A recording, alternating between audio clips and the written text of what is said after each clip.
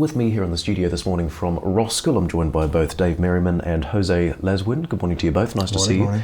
Dave, lithium prices, we've seen them come down a little bit over the last year or so. Yep. How's the supply side reacted to that? Well, the reaction really has been quite immediate. We've seen the shut off of production by the lower margin products. So that's DSO material, direct shipping ore materials, and some of the high cost mineral production that we've seen as well, lepidolite production in particular. That has been suspended at a number of operations in Western Australia, in Namibia as well. So it's really had that strong kind of cut-off reaction for the higher cost lithium raw material production. We're now starting to see a bit more of a reaction on the spodumene production side. This price drop has really been the result of an oversupply in the industry, and there's been a reaction by those spodumene producers to kind of curtail their production slightly. We've seen Pilbara Minerals in Western Australia delaying some of their shipments, and also similar with Galaxy Resources delaying some of their shipments to try and meet the offtake partners' expansion and commissioning plans that have been put in place to kind of wait for that demand really or the demand capacity to really catch up with that supply. Some other reactions that we've really seen is producers really looking to kind of maximize the value add in the supply chain. So producers looking to move into the production of downstream lithium products and lithium carbonate, lithium hydroxide in particular, but also looking at lithium intermediate products such as lithium sulphate and also specialty spodumene concentrates, even of low fines or coarse spodumene concentrates. So there's been a number of reactions that have been quite quick over the past 6 months or so that we've seen at a number of lithium raw material products.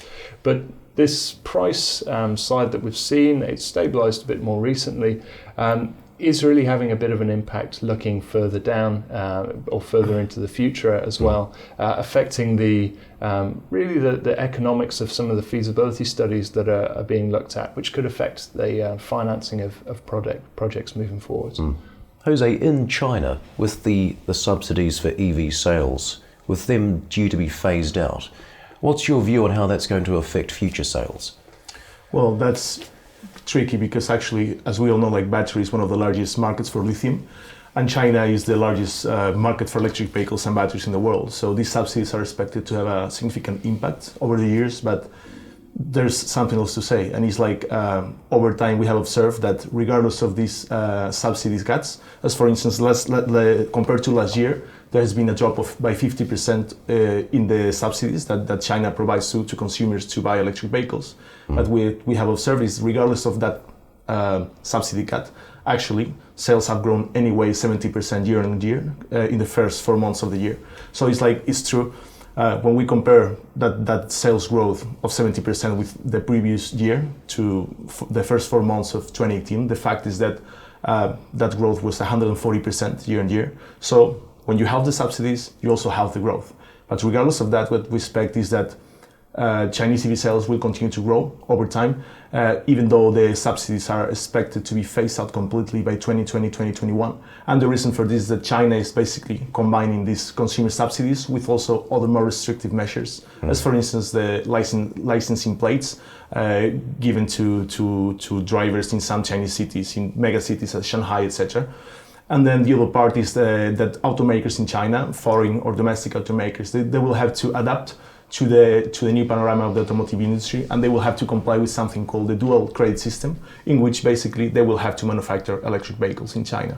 So because of those measures, we still expect electric vehicles continue to grow in China over the years, and therefore lithium demand, battery demand, etc. What about the auto industry in Europe? Of course, they're accelerating their EV plans. Will Europe be able to supply that many batteries, do you reckon, to its local market? Yeah, that's complicated because actually Volkswagen just announced that by 2025 they're going to need around 150 gigawatt hours of batteries just for the European operations. Another company like BMW, they just basically announced that they have speed up their EV plans by 2 years, and they will basically launch 25 EV models by 2023, 2025.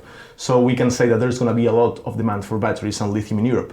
The fact is that there are not many European operations going on at the moment, and these car companies will struggle to obtain these batteries. One of the largest operations is Northvolt in Sweden, and that's a real European operation. They basically they raised $1 billion quite recently, and they will be one of the main contributors for battery supply to the European auto industry. Well, clearly, Dave, some opportunity to be had for developers, lithium miners in Europe. Yeah, certainly. I mean, there's a number of companies that are looking at lithium projects in Europe. So just to name a few, there's Savannah Resources in Portugal, European Metals, Bacanora, Kaliber in Finland. There's Infinity Lithium as well. So there are a large number of companies exploring these opportunities. Though there is quite strong competition from existing operations, say in Western Australia, or those lithium brine operations in South America, and even potentially moving up into the USA and in China as well now. Well, Jose, we've got a lot of these countries, they're now looking to create their own domestic battery supply, if you like. But it's not as simple as it sounds, is it? No, it's not as simple. There are many countries, especially in Latin America and as well Australia, for instance. They are basically trying to create a new battery industry or chemicals industry in their countries.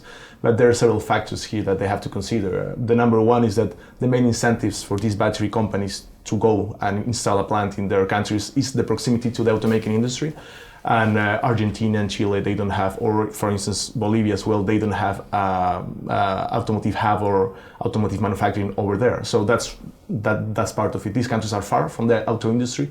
The second part is that these countries still don't have the rest of the supply chain. So it's a very long supply chain, the one of the battery industry. You have to process all those chemicals, and you don't only need lithium. Lithium is part of it. You need nickel, graphite, cobalt, and many other refined commodities. So it's quite a complicated supply chain. And the third factor is that is basically not gonna happen in the short term, because there are many other contributors of the industry. Well, looking a bit further afield then, Dave, what do you reckon as far as, say, the next 5-10 years are concerned? How's the supply-demand balance, how's that going to shift? Well, as I said before, at the moment we're really seeing a period of oversupply in the lithium industry, and that's really on the lithium mine products, but also looking at the refined lithium products that are produced as well, like the lithium carbonate, the lithium hydroxide, which is consumed primarily in the battery industries in particular. This oversupply maybe doesn't stretch quite as far as to the battery grade products, so those real specific high grade reliable lithium compounds that are being produced and consumed in these battery markets, but there is an oversupply that's been formed for the mine materials in particular. Now we expect to see that oversupply really extending for the next few years or so, really as demand starts to catch up with this huge kind of wave of new capacity that's been commissioned or is likely to be commissioned over the next couple of years. Beyond that, also from 2021, 2022 onwards, we expect to see the lithium market really entering a bit of an equilibrium stage where demand is, or supply is quite tight. And then beyond that, we really see the demand continuing to grow and supply really struggling to keep pace with that growth as well. Interesting. Dave, Jose, good to see you this morning. Thanks very much. Thanks.